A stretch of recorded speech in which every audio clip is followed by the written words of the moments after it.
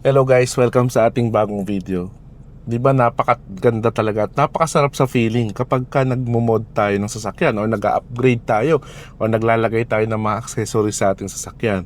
Pero paano kung yung sasakyan mo pang daily drive mo din? Yun din yung ginagamit mo araw-araw either sa trabaho, sa school o kaya naman sa iba pang mga pinupuntahan mo everyday. Ano ba yung mga mods or mga upgrades na ginagawa natin sa ating sasakyan na mukhang maganda pero nagiging hassle kapag pang daily drive mo na yung sasakyan mo? So ano, pag-usapan natin yan. Tara, let's roll! Car Talks PH, the drive of the mind. Learn as you roll, leave no one behind. Car Talks PH, your partner in the trip. Every story, every ride comes with a legit tip. Unang mod, sobrang lowered na suspension or sobrang baba, yung halos sayad na sa lupa yung suspension ng yung sasakyan. Totoo naman, lalo na sa mga sedan, napakaganda naman talagang tingnan. Ang ganda sa mata, no? Kasi paborito rin yan ng nakararami na nagbo-mod eh. Maraming naglo-lowered talaga nung sasakyan nila. Pogi tingnan, lalo na kapag pantay na pantay, yung naka-flash fitment, halos yung one finger gap or halos zero finger gap, di ba? Kapag nagka-car meet, ang ganda talaga naman tingnan ng mga ganyan. Pero kapag ka pinang daily drive mo na yan, dyan mo mararamdaman yung kapag may humps, kailangan mong syumete kasi sumasayad siya. Kapag ka may mga parking ramp na medyo inclined, sumasayad din siya. Kapag ka may mga gas station na medyo inclined, sasayad din yung harapan mo or yung likuran mo. Diba? Kapag baha, mas prone ka na maabot ng baha kasi lowered siya. Kapag malubak, medyo kinakabahan ka, baka may tamaan sa pangilalim mo. 'Di ba? Alam naman natin dito sa Pilipinas, parang obstacle course yung kalsada, 'di ba? Napakaraming mga potholes, kaya hindi applicable kung ipang-daily drive mo yung sobrang lowered na sasakyan. Hindi siya practical, nakaka-stress si drive, pwede makasira ng under chassis parts ng iyong sasakyan. Siguro kung gusto mo, mag-upgrade ka yung tinatawag nilang air suspension para pwede mo siyang itaas, pwede mo rin siyang ibaba. So isa yun magandang alternative. Next, sobrang nipis na gulong. Yung tinatawag nilang low profile na tires. Totoo, maganda rin talaga yung tingnan. Lalo na kapag size 16, 17 yung rims mo, tapos medyo low profile, 40 or 35 series. Maganda yung tingnan. Sporty yung dating yan. Kaya bagay yan sa mga SUV, kahit sa mga sedan. Pero nung kapalit yan, kapag nilagay mo yan sa daily drive mo, una, mas ramdam mo yung lubak. No? Kasi nga, manipis na yung gulong mo eh. Kaya yung bawat lubak, ramdam na ramdam mo, mas matagtag siya. Mas mabilis masira yung mags mo kasi kawawa, pwedeng mas nandun yung puwersa, no? Kasi nga hindi na siya masyadong distributed sa gulong.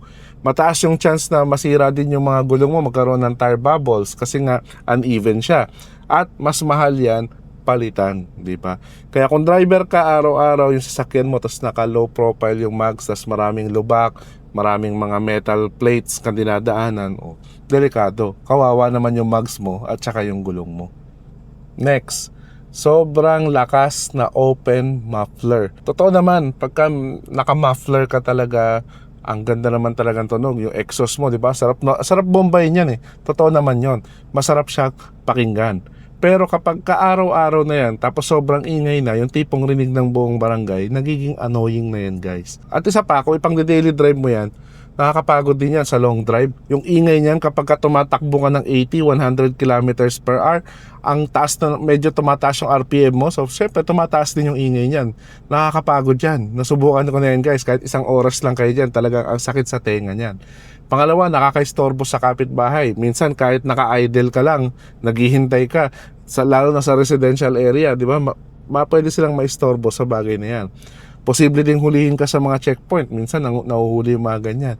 At kapag ka-traffic, yun nga, kapag naka-idle ka, maingay siya. Masakit sa ulo yan kapag tumagal yan sa inyo. Maganda lang talaga yan from time to time. Meron kayong sasakyan na may ganyan. Pero kapag pang daily drive yun, masakit talaga sa ulo yan. Next, super dark na tint. Gets ko naman kung bakit nagpapalagay tayo ng mga super dark na tint. Una, malinis tingnan, para kang VIP. Pangalawa, privacy, 'di ba? Para hindi kita yung loob ng iyong sasakyan. Pero kapag ka dine-daily drive mo yung sasakyan mo, paano kapag kagabi? Paano kapag ka umuulan? 'Di ba? Ang hirap. ang hirap tumingin, di ba? So, nagiging cause siya para ma-compromise yung safety mo. Halimbawa, sa gabi, paano kung may mga motor na walang ilaw, edi nahirapan ka lalo. Paano kapag mag-U-turn ka, hindi mo masyadong makita yung mga side mirrors mo kasi ang dilim.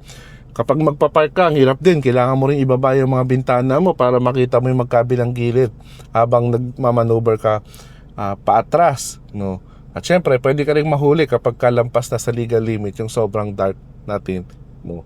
Oo, totoo, maporma yan. Pero kapag pang daily drive mo naman, nako-compromise din yung safety mo kasi yung visibility mo, nahihirapan ka the more na mas dark yung tint mo. Next, yung mga racing bucket na seats, no? Yung mga Recaro, ganyan. Totoo, ang ganda naman talaga tingnan yan eh, no? Para kang nasa race car. At talagang bagay na bagay naman talaga yan sa mga sasakyan natin, lalo na sa mga sedan. Pero yung mga bucket seats na yan guys, hindi yan masyadong na-adjust, walang masyadong cushion yan, hindi siya pang friendly sa mga sasakyan na dini-daily drive natin. Nasubukan ko na mag-drive ng ganyan, masakit sa likod yan kapag ka naipit ka sa traffic kasi nga hindi masyadong, wala siyang lumbar support masyado. Hindi, minsan ang limited lang yung na-adjust mo sa kanya. At syempre kapag ka medyo, yun nga, medyo malaki yung built ng katawan ng pasahero or ng driver, mahirap sumakay dyan. No, ang hirap din mag-seatbelt, lalo na kapag ka 4-point yung seatbelt na nilagay, di ba? So totoo, kapag ka pang tatrack mo siya or kapag paminsan-minsan, panalo siya, maganda. Pero kapag ka pang daily driver, lalo na't naiipit ka sa traffic, kawawa ka kapag ka nagtagal. Next, sobrang daming ilaw. Ano bang ilaw tinutukoy ko rito guys? Halimbawa, underglow, LED strip, no, engine bay lights, no, parang yun naman yung mga nagsho-show car, no, parang ganon, show car feels or parang mga need for speed na pormahan, di ba? Maganda naman talaga siya tingnan, lalo na kapag ka dinadala mo yung sasakyan mo sa mga show cars, no, kaya naman sa mga meet and greet, di ba? So sa mga tambay nights, maganda yan tingnan. Pero kapag sobra-sobra naman, di ba sabi nga natin lahat ng sobra masama. So kapag ka sobra-sobra yan, unang-una, pwede kang hulihin yan kasi distracting yan sa ibang driver. No? May mga naninitan yan sa checkpoint. Pangalawa, extra wiring. Lalo na paano ko yung sasakyan mo, diyan nag-umpisa yung mga spaghetti wiring eh. Kasi ang dami natin ilalagay na kung ano-ano sa sasakyan natin. No, buti sana kung maayos yung pagkaka-install. Paano kung tinap lang ng tinap kung saan-saan yan? So at the long run, pwede yan maka-apekto sa electrical system ng sasakyan. Baka nga worst case, masunog pa yung sasakyan mo.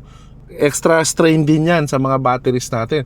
Minsan magtataka ka bakit ang bilis masira ng battery mo, ang bilis malobat. Kasi nga, ang daming unnecessary na kumukuha ng power sa ating battery. Wala namang, hindi ko naman sinasabi guys na huwag kayong magpakapit nito kung gusto nyo. Depende naman sa inyo. No?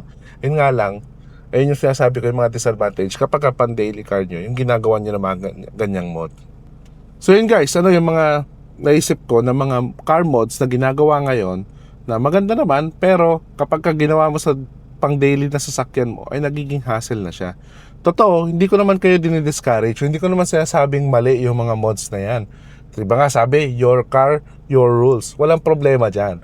Gusto ko lang ipakita sa inyo sa video na to kung ano ba yung mga magiging disadvantage kapag ginawa ninyo yan sa inyong pang daily na sasakyan. Kung kaya nyo naman, kung afford nyo naman, pwedeng kayo i-take yung mga risk na pinag-usapan natin. So, okay lang naman yon. So, maganda, kailangan lang natin magkaroon ng boundary. Ano ba yung sasakyan mo? Pang show car ba to or pang daily? Kasi kung pang daily, na-advise ko sa inyo mag-ingat sa mga mods na nilalagay natin. So yun lang guys, ano? Kung nakatulong sa iyo yung video na to, click mo na may like button at share mo na rin sa mga friends mo para maging aware sila at magkaroon ng dagdag kaalaman sa bagay na to. At syempre, kung di ka pa nakasubscribe, click mo na yung subscribe button or follow button para updated ka palagi sa mga latest happenings sa ating channel. So till next videos guys, always remember, drive safe and enjoy!